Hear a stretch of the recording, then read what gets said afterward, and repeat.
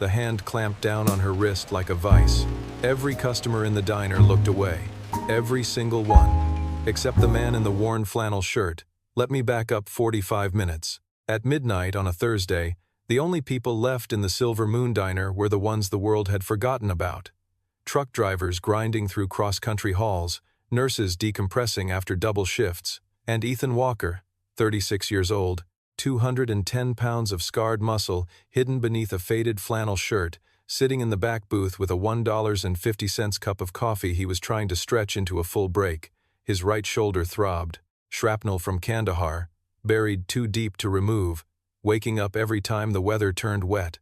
Rain hammered the windows like it had a personal grudge. Ethan rolled his shoulder, winced, and checked his watch.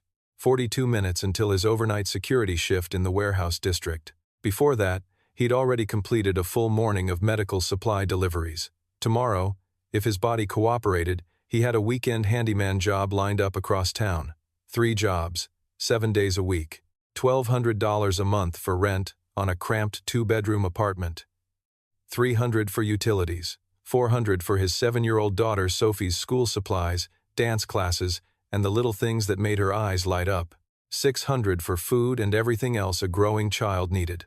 $2,500 a month, minimum, just to keep their heads above water in a city engineered to drown people like him. Ethan Walker had been a Marine Scout leader. He'd led men through ambushes in the Hindu Kush, held a dying corporal's hand in the back of a helicopter, and earned a Bronze Star he kept in a drawer he never opened. None of that translated into a living wage back home.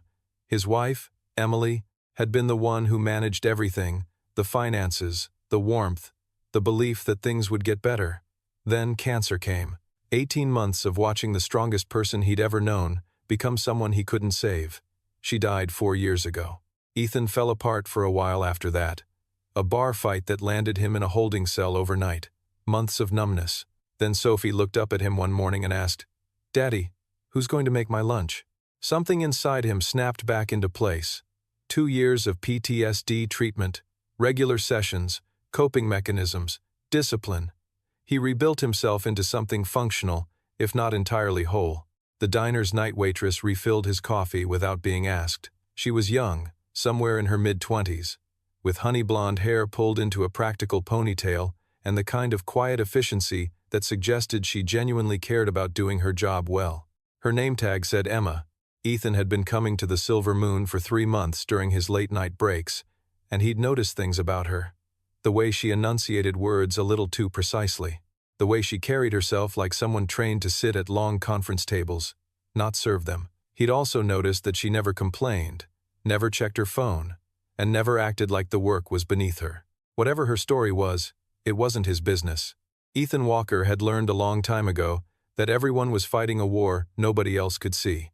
Her real name was Chloe Bennett, and her war was with her own last name. Chloe Bennett, 26 years old, Stanford master's degree in product design, sole heir to the Bennett Technologies empire, a company valued at $47 billion and growing. Her father, William Bennett, had built it from a garage in Palo Alto into one of the most powerful technology conglomerates on the planet. Chloe could have been running a division. She could have been sitting in corner offices with floor-to-ceiling windows, reviewing acquisition targets while sipping single-origin espresso. Instead, she was scraping dried ketchup off a booth seat at 1 o'clock in the morning, and she'd never been happier. It wasn't a breakdown, no matter what her father's people whispered. It was a choice. Chloe had spent her entire life inside a bubble where every interaction was transactional, where people smiled because of what her name could do for them, where friendship was a strategic alliance, and love was treated like a merger proposal. She'd sat through board meetings where men twice her age talked about connecting with everyday users while being unable to tell you the price of a gallon of milk. She wanted to know what real life tasted like. The exhaustion, the small kindnesses between strangers, the weight of earning $1 through actual labor. So she told her father she was taking a sabbatical for personal development, dyed her hair a darker shade, adopted a fake name, and got a job at a diner that never appeared on the pages of any food blog. The arrangement worked because of a deal she'd negotiated with her father, a fierce, stubborn negotiation that lasted 3 hours and ended with William Bennett's reluctant agreement. 6 months. She could have her experiment, as he called it, for 6 months. In exchange, she would return to Bennett Technologies afterward and take the vice president of product development position he'd been holding for her. She would also check in weekly with Nathan Brooks, the head of her father's security detail, though she negotiated that down from physical surveillance to simple text messages. 3 months in, she'd learned more about product design by watching people actually use things, the way a tired truck driver struggled with a flimsy coffee lid, the way an elderly woman couldn't read the small print on a receipt than she'd learned during 2 years of graduate school. She'd also learned what it felt like to be invisible, and she discovered that invisibility was a kind of freedom she'd never known existed. The bell above the diner door chimed at 12:43 a.m. 3 men walked in, and the air in the room changed. The one in front was Brandon Hayes, 41 years old, venture capital, the kind of man who turned money into more money through a combination of sharp instincts, sharper elbows, and a complete absence of anything resembling a conscience. His suit cost more than Ethan Walker earned in a month. His watch cost more than Ethan earned in a year. He moved through the world like he owned it because, in most rooms he entered, he effectively did. Brandon Hayes was also drunk. Not falling down drunk, not slurring his words drunk. The dangerous kind of drunk, the kind where alcohol strips away the last thin layer of civility men like him wear in public, leaving nothing but raw entitlement underneath. He'd been at a private dinner with investors, 3 bottles of Chateau Margaux shared among 4 men, followed by whiskey at a lounge that catered to people who believed $40 cocktails were reasonable. His 2 associates, a broad-shouldered man named Tyler Grant and a younger, nervous one named Ryan Cooper, had tried to steer him toward a car home. Brandon insisted on coffee first. He had no idea the waitress at the Silver Moon Diner was Chloe Bennett. Not yet. "Table for 3, Brandon announced, dropping into a booth with the boneless confidence of a man who'd never been told no. Tyler and Ryan slid in across from him, exchanging the kind of look people working for difficult men learn to exchange without moving their faces. Chloe approached with her order pad. "Good evening, what can I get you?" "Coffee," Brandon said without looking at her. "Black. And make sure it's fresh. Last time I was somewhere like this, they served me something that tasted like it was brewed during the Clinton administration." Tyler chuckled. Ryan studied the laminate tabletop. "Coming right up," Chloe replied. She turned to leave. That's when Brandon's hand shot out and locked around her wrist. The grip was sudden and hard, the kind that left marks. Chloe's order pad clattered to the floor. Her eyes widened, a flash of genuine shock and fear she couldn't completely hide behind her practiced composure. "Hold on, sweetheart," Brandon said, his voice carrying across the suddenly silent diner. "What's the rush? Stay and talk. A pretty girl like you working in a dump like this must be dying for some real conversation." "Sir, please let go of me," Chloe said. Her voice remained steady, but Ethan, watching from his booth, could hear the thin edge of strain beneath it. "Ah, don't be like that." Brandon pulled her closer, his thumb pressing into the inside of her wrist. "I'm just being friendly. Sit down. Have a drink with us. I'm working. Please let go." Second time she'd asked, "Come on, let go of me." Third time, her voice harder now, louder. The truck driver in the corner booth turned a page of his newspaper with exaggerated concentration. The elderly couple by the window began gathering their coats. The cook in the back turned up the radio. Classic rock filled the silence like a bandage over a wound. This was how it always worked. Money talked, power grabbed, everyone else found somewhere else to look. Ethan Walker set down his coffee cup. The ceramic made a small, precise sound against the saucer. He stood, slow, deliberate, the way he used to move when approaching an unfamiliar checkpoint, non-threatening on the surface, absolutely certain underneath. He crossed the 3 yards between his booth and Brandon's table in 4 unhurried steps, his boots barely making a sound on the cracked linoleum floor. "That's enough." His voice was quiet, conversational, the kind of quiet that made both of Brandon's associates shift uneasily in their seats. Dale's hand drifted toward his jacket pocket, probably reaching for a phone, ready to call lawyers or security or both. Ryan looked toward the door as though calculating the distance. Brandon looked up. His eyes traveled over Ethan with the practiced assessment of a man who categorized people by net worth.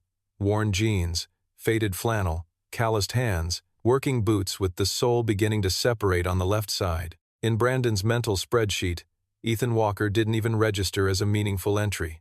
"Mind your own business, pal," Brandon said. "This doesn't concern you. That's where you're wrong," Ethan replied, his gaze fixed on the place where Brandon's fingers dug into Chloe's skin. "She asked you 3 times to let go. When a man puts his hands on a woman who doesn't want it, it stops being a private matter. It becomes everyone's concern." He paused, letting the silence do some of the work. "I'm asking you once, politely, let her go." The diner held its breath. The refrigerator hummed. Rain pounded the windows. The radio continued some guitar solo nobody was listening to. Chloe looked at Ethan, and something complicated crossed her face. Surprise, gratitude, and something deeper than both, a kind of recognition, as though she were seeing proof of something she'd been told no longer existed. In her world, people didn't intervene. They calculated. They weighed exposure against advantage, risk against reward. They hired people to handle things. They absolutely did not stand up in a diner at 1 a.m. and place themselves between a powerful man and a stranger simply because it was the right thing to do. Brandon Hayes' expression darkened. The alcohol burned away whatever thin layer of calculation might have convinced him to back down. "Do you have any idea who I am?" he asked. "I could buy and sell you 100 times. I could make one phone call and you'd never work in this city again. You'd lose your apartment, your car, whatever sad little life you've stitched together. Don't test me." "I know exactly what you are," Ethan said. Now there was an edge in his voice, quiet as a knife sliding from a sheath. "You're a man who thinks his bank account makes him untouchable. But right here, right now, in this diner, your money doesn't mean a thing. You're going to let go of her wrist. You're going to apologize, and then you're going to leave. Or we're going to have a different kind of conversation." Brandon made 2 mistakes. The first was looking at Ethan Walker's worn clothes and seeing weakness. The second was nodding toward Tyler. Tyler started to rise, reaching for Ethan's shoulder with one heavy hand, the kind of gesture meant to move a problem out of the way. What happened next was so fast and so efficient that most people in the diner later admitted they weren't entirely sure what they'd seen. Ethan pivoted on his left foot. His right hand came up, trapping Tyler's arm at the wrist and elbow. A twist, a controlled step, and Tyler was face down on the table, his arm locked behind his back in a hold that promised serious damage if he moved. The entire sequence took less than 2 seconds. No wasted motion, no unnecessary violence. Textbook execution. Ryan had half risen from his seat. Ethan pointed at him with one finger, calm as if he were giving directions. Ryan immediately sat back down. "Nobody needs to get hurt," Ethan said, still speaking at a conversational volume. "Your friend's fine. His shoulder might be sore tomorrow. Nothing's broken. Yet." Then he looked directly at Brandon. "Let her go." Brandon released Chloe's wrist. She stepped backward immediately, cradling her arm against her chest. Red marks were already beginning to bloom across her skin. Ethan maintained the hold for 1 more second, then released Tyler, who stumbled backward, cursing and clutching his shoulder. Ethan returned to his booth, picked up his coffee, and took a sip as if nothing unusual had happened. "You just made the biggest mistake of your life," Brandon snarled, pulling out his phone. "I'm calling the police. Assault and battery. You're going to jail, and I'll make sure you stay there." "Go ahead," Ethan said. "Everyone here saw you grab her first. That's assault. What I did was defensive intervention on behalf of another person. Any officer worth his badge knows the difference." The police arrived 11 minutes later. Lieutenant Marcus Reed, a 20-year veteran of the force who had seen every kind of trouble the city could produce, took statements from everyone present. He knew Ethan by reputation, the Marine who worked 3 jobs, never caused trouble, and always showed up on time for his daughter's school events. The security camera footage, however, was a problem. The angle was poor, and the diner's old neon sign cast a pulsing glare across the frame that washed out the crucial first seconds of the confrontation, the moment Brandon grabbed Chloe. Chloe's statement was clear. 2 other customers reluctantly confirmed that Brandon initiated physical contact. "Looks like self-defense to me," Marcus said, closing his notebook. "But Mr. Hayes insists on pressing charges. I need you to come down to the station, Mr. Walker." "Understood," Ethan said. "I just need to make a call first. My daughter's staying with a neighbor." "Daddy?" Sophie's voice was small and sleepy through the phone. "Is everything okay?" "Everything's fine, sweetheart. I might be late getting home. Mrs. Ortega will make you breakfast, okay? Be good for her." There was a brief pause. "Did you help someone, Daddy? Like when you were a Marine?" Ethan closed his eyes and rested his forehead against the cold diner window. "Something like that, baby. Go back to sleep." At the station, Brandon was already there with a lawyer who had materialized like a bad omen, an immaculate man in a charcoal suit who spoke in a clipped voice about liability, damages, and teaching certain people their place.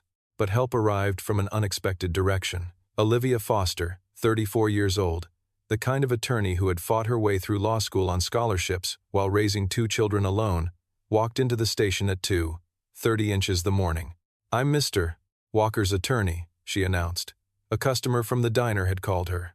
Olivia did pro bono legal work for veterans. It was the thing she was proudest of, even though it paid absolutely nothing, and she would fight anyone who tried to take it away. Brandon's lawyer looked her over, saw the off-the-rack blazer and the scuffed briefcase, and made the exact same mistake Brandon had made with Ethan. He underestimated her. "My client acted in defense of a third party who was being physically assaulted," Olivia said, her voice cutting through the room like a blade. "Unless your client wants his blood, alcohol level entered into the official record alongside testimony from multiple witnesses, I suggest we all take a breath." The charges were held pending investigation. Ethan was released. He went directly to his security shift 3 hours late and worked until sunrise. The next morning, everything began to fall apart. Ethan woke to his phone, vibrating across the nightstand like something alive. Someone had posted a video online, recorded from a cell phone at an angle that captured only the moment Ethan restrained Tyler. No context, no lead-up, no audio of Chloe telling Brandon to stop. The caption read, "Violent veteran attacks businessman in unprovoked diner assault." The video spread like wildfire through dry brush. Local news stations picked it up. Comment sections exploded. By noon, the security company that employed Ethan for overnight shifts called to terminate him. "Liability concerns," the manager said, unable to meet his eyes. By evening, his delivery route supervisor suggested he take some time off until this blows over. The property management company where he did handyman work suddenly had no available projects. In 48 hours, Ethan Walker went from 3 jobs to none. Parents at Sophie's school whispered when he arrived for pickup. One mother pulled her daughter away from Sophie on the playground. Sophie came home confused, asking why her friend wasn't allowed to play with her anymore. Ethan sat at the kitchen table that night after putting Sophie to bed, staring at the stack of bills he had carefully organized by due date. Rent due in 12 days. Electric bill already past due. Dance class tuition already paid, thank God. He could survive maybe 6 weeks on savings. After that, the numbers stopped working. He didn't shake. His hands remained steady on the table. 2 years of PTSD treatment had done its job. He wasn't the broken man who had thrown a punch in a bar after Emily died. He was a father who had done the right thing and was being punished for it. What Brandon Hayes didn't know that night in the diner, and what he discovered roughly 8 hours later when his assistant delivered a panicked morning briefing, was the true identity of the waitress whose wrist he'd grabbed. He'd been too drunk to recognize her. The plain uniform, the dyed hair, the name tag reading Emma, none of it connected to the mental file he kept on the Bennett family. But when his hangover faded and photographs from the police report landed on his desk, the ground seemed to disappear beneath him. Chloe Bennett, William Bennett's daughter, the daughter of the man whose company represented 40% of Brandon's current portfolio, whose cloud infrastructure contract served as the cornerstone of his quarterly strategy. The panic lasted about 10 seconds. Then the calculation began. Brandon Hayes hadn't built a $200 million venture fund by panicking. He built it by controlling narratives. And right now, the narrative needed to be simple. The veteran was unstable. The incident was a misunderstanding. Anyone claiming otherwise needed to be discredited. He called his media contacts first. The edited video was already doing damage, but Brandon poured gasoline on the fire. Background information about Ethan's PTSD diagnosis, a 6-year-old photograph from the bar fight after Emily's death. No context. Just an image of a man being restrained by police, presented in a way that implied a history of violence. He called his lawyers second. A civil lawsuit, assault, defamation, emotional distress, damages exceeding what Ethan would earn in a decade. Then he made a quieter call to a private intelligence firm specializing in personal security assessments, which was a polished phrase for professionally documenting people's vulnerabilities. Within 24 hours, photographs appeared online. Ethan walking Sophie to school. Sophie at dance class.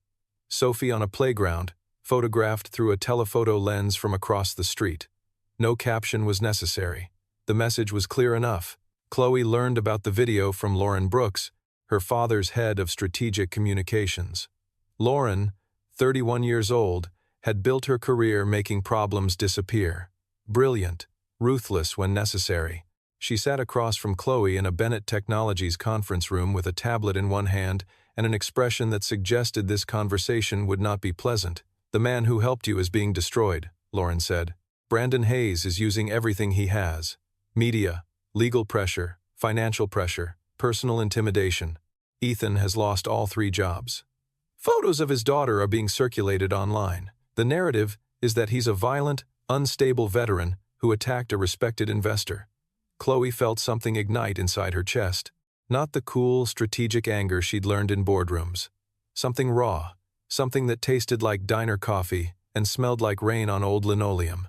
"He saved me," Chloe said. He stood up when everyone else looked away. "Now they're destroying his life because of it." "Yes," Lauren said. "That's exactly what's happening. The question is what you're going to do about it." "I already tried. I found him a lawyer." She had. The night of the incident, before the video went viral, Chloe tracked down Olivia Foster through a veterans legal aid network and anonymously arranged representation for Ethan. But Brandon's legal and media machinery was a steamroller, and Olivia, brilliant as she was, remained one woman with a cluttered office and a caseload that barely paid the bills. "A lawyer isn't enough," Lauren said. "Hayes is fighting on 5 fronts simultaneously: legal, media, financial, personal intimidation, and," she hesitated, "he's also moving on the business side. He's positioning himself to secure the Bennett Cloud infrastructure contract at the next quarterly board meeting. He thinks that leverage will convince your father to pressure you into staying quiet." Chloe's eyes hardened. "My father doesn't pressure me to do anything." The conference room door opened. William Bennett entered. At 63, William moved with the calm confidence of a man who had built an empire from nothing and spent 4 decades proving that intelligence, capital, and determination could solve almost anything. He looked at his daughter with equal parts concern and frustration. "Enough," he said. "This experiment is over. You're coming home. Nathan will handle your security from now on." Nathan Brooks appeared in the doorway behind him. Former Army Special Forces. 7 years in private security. The kind of man whose mere presence changed the geometry of a room. He also happened to be Lauren's older brother, though the two shared almost nothing except a talent for solving problems and a refusal to discuss their childhood. "No," Chloe said. William blinked. Few people ever told him that word. "I'm not running," Chloe continued, "and I'm not letting them destroy Ethan Walker for protecting me. He didn't know who I was. He didn't help me because I'm your daughter. He helped me because I was a person who needed help. When was the last time anyone in our world did something simply because it was right?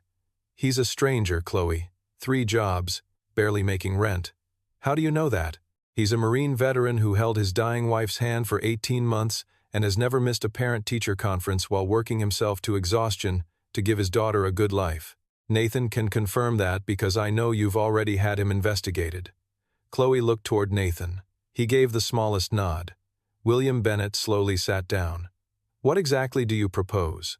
"I propose we fight back," Chloe said. "But not your way. Not with money, with the truth." The days that followed were the worst of Ethan Walker's life. The edited video passed 500,000 views. Local news stations ran segments with titles like "Diner Altercation Raises Questions About Veteran Mental Health Resources," which sounded compassionate while doing enormous damage. Ethan's PTSD diagnosis was dissected by talking heads who had never served a single day in uniform. The 6-year-old bar fight photo was presented without mentioning that he had been 3 months removed from Emily's funeral and drowning in grief he hadn't yet learned to survive. Olivia filed motions, gathered evidence, and fought every legal battle she could, but the legal system moved at the speed of bureaucracy, while Brandon's media machine moved at the speed of the internet. Brandon's attorney eventually sent a formal settlement offer, $50,000 and a comprehensive non-disclosure agreement. The NDA covered the diner incident, any statements about Brandon Hayes, and buried deep in the fine print any future claims by any party related to the event. $50,000. Enough to cover rent for 2 years. Enough to keep Sophie in her school. Enough to start a college fund.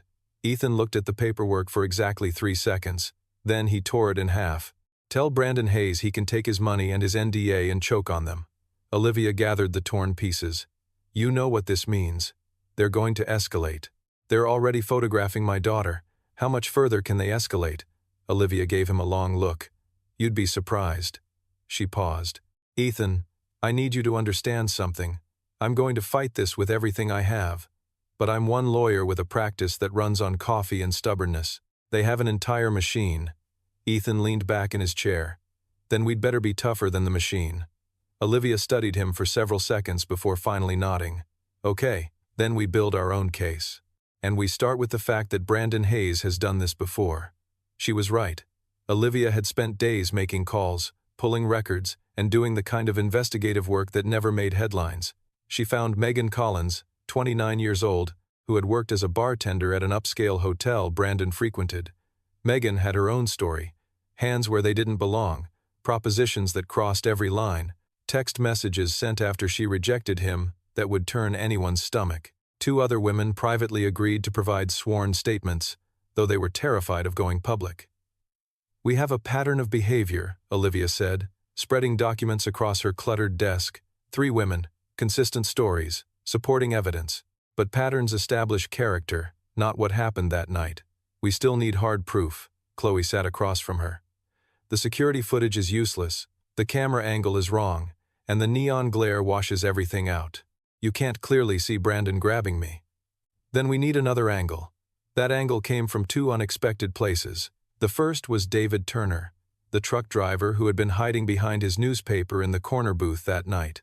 David had stayed silent because he was a man who had learned that getting involved in other people's problems rarely ended well for someone living paycheck to paycheck. But his 12-year-old daughter had watched the news coverage. She saw Ethan being called violent.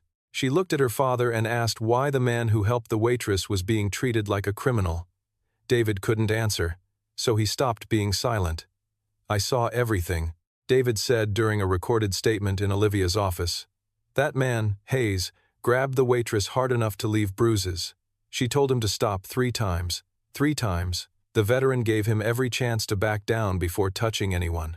What he did was textbook defensive intervention. I know because I spent 8 years as military police before I started driving trucks. The second source was something Chloe had never mentioned. As part of her product design research, she had been testing a prototype clipped to her apron. A Bennett Technologies device called the Vox, a wearable audio recorder designed for workplace safety documentation. It was part of a side project she'd been developing, inspired by situations exactly like the ones she'd been observing at the diner. The device recorded continuously in a 48-hour loop. It captured everything. Every word Brandon spoke. Every time Chloe told him to stop. Ethan's calm intervention. The struggle. Every second preserved in pristine, time-stamped audio. Olivia listened to the recording with her eyes closed. When it finished, she opened them slowly. This changes everything. Chloe leaned forward. How much? Completely. This isn't just evidence for the assault case. This proves deliberate defamation. They edited the video while suppressing evidence they knew existed. That's not public relations. That's fraud. Meanwhile, Lieutenant Marcus Reed saw the surveillance photographs of Sophie and immediately opened an investigation into stalking, witness intimidation, and criminal harassment. Those photographs had crossed a line that even Brandon's lawyers couldn't comfortably defend. At the same time, Nathan Brooks was conducting an investigation of his own. Originally, William Bennett had instructed him to find dirt on Ethan Walker, something proving the veteran was opportunistic, a grifter, someone hoping for a payout. What Nathan found instead was a man who visited his wife's grave every Sunday. A man who wrote letters to the families of every soldier he had lost. Letters that were still being answered years later. A man who had never missed a single dance recital despite working multiple jobs and surviving on almost no sleep. Nathan sat across from William Bennett in a private study worth more than Ethan would earn in years. Your daughter is right about him. William barely looked up from his tablet. Everyone has a price. Nathan shook his head. Not this one. You sound certain. Brandon offered him $50,000 and an NDA.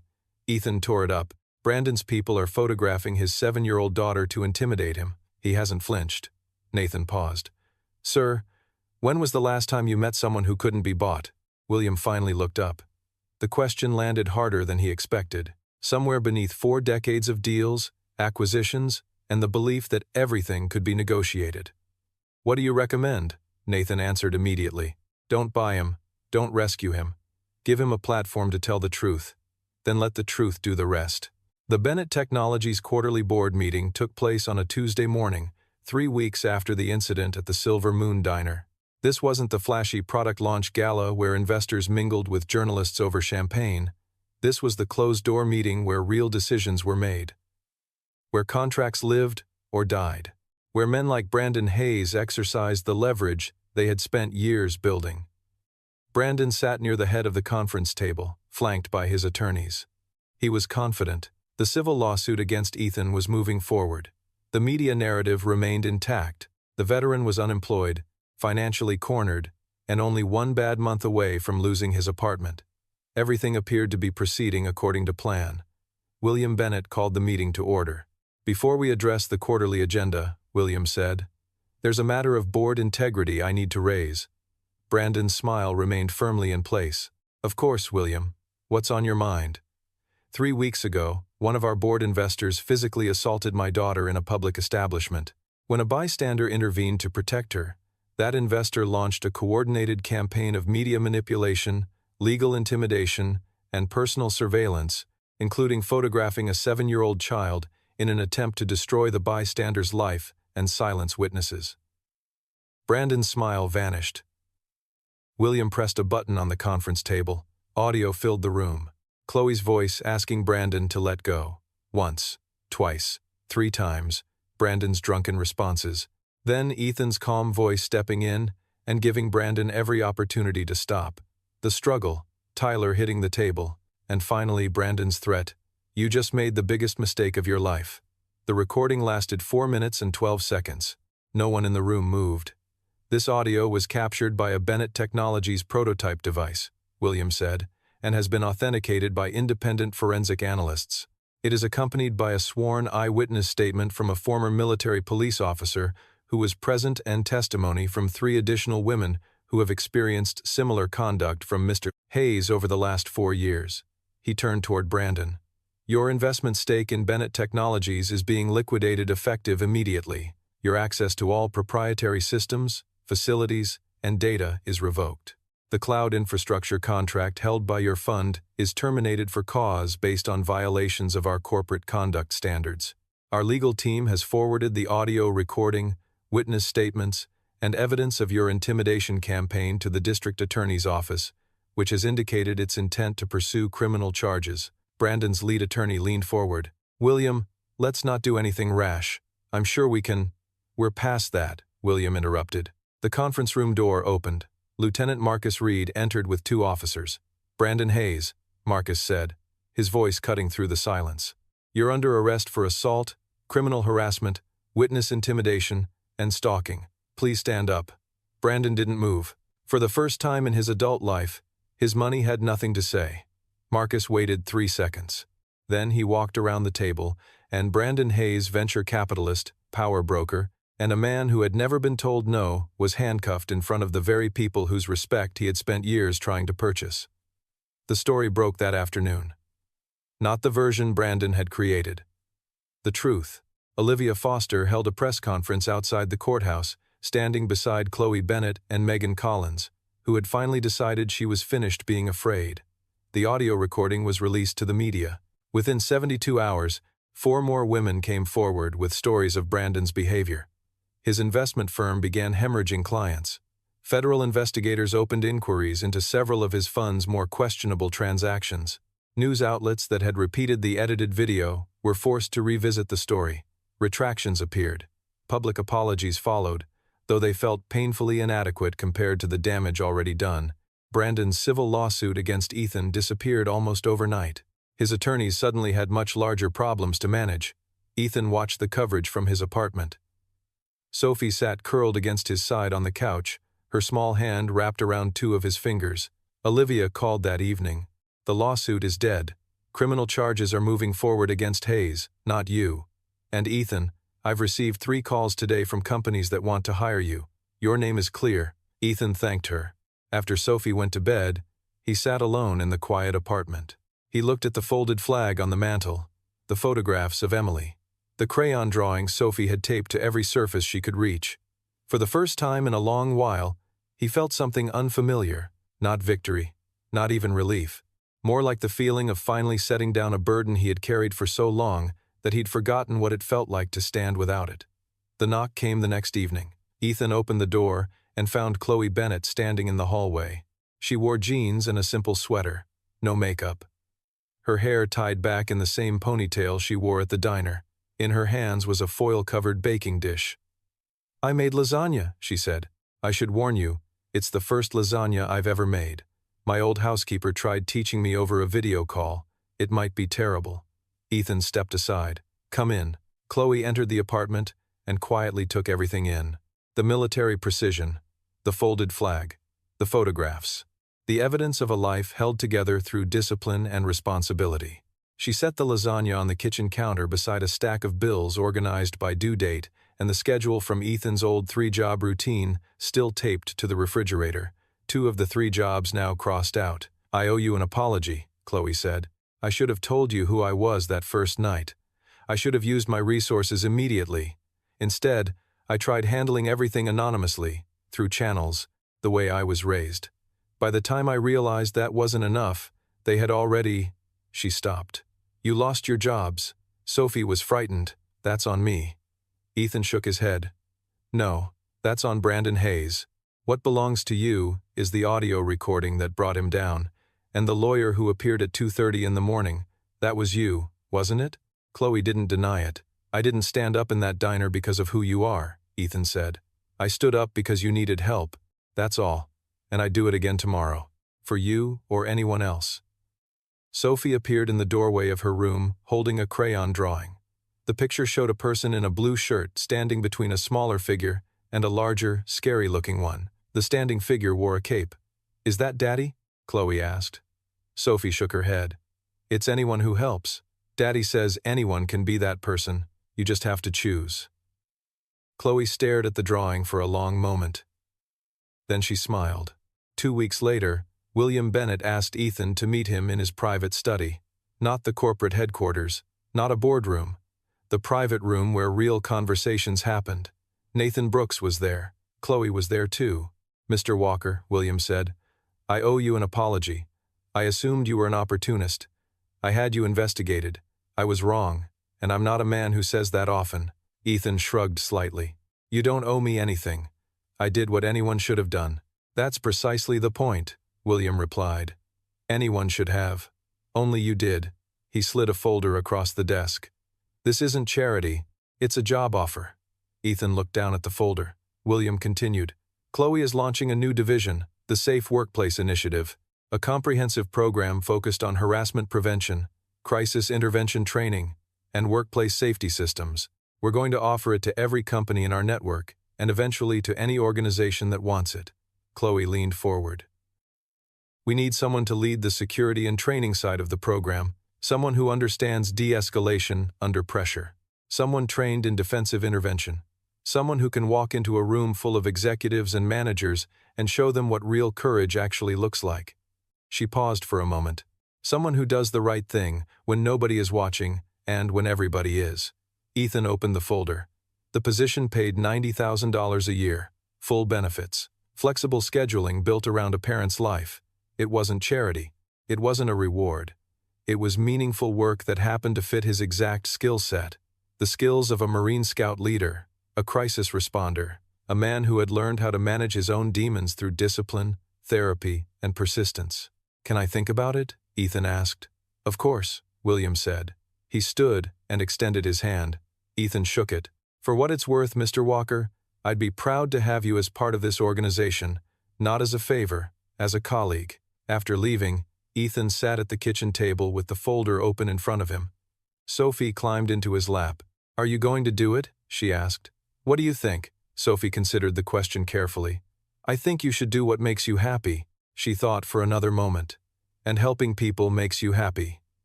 Ethan glanced toward the drawing, still hanging on the refrigerator. The figure with the cape.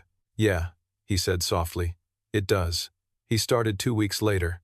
The Safe Workplace Initiative launched with Chloe as director, Ethan as head of security and intervention training, and Olivia Foster as legal counsel, her passion for justice finally supported by real resources. Lauren Brooks, who initially wanted the entire story buried, became one of the program's strongest public advocates, using her communications expertise to spread awareness across the country. Even Nathan contributed, helping develop security protocols and screening trainers for the growing organization. The first training session took place at the Silver Moon Diner. Ethan stood before a room filled with managers, HR professionals, security officers, and employees from a dozen different companies. He taught them not only how to intervene physically when necessary, but how to overcome the paralysis that keeps good people frozen when they witness wrongdoing. The hardest part isn't the confrontation, Ethan told them. The hardest part is overcoming the voice in your head that says, "It's not my problem. Mind your own business. Somebody else will handle it." But when someone is being hurt and you have the power to stop it, it becomes your problem. It becomes your business.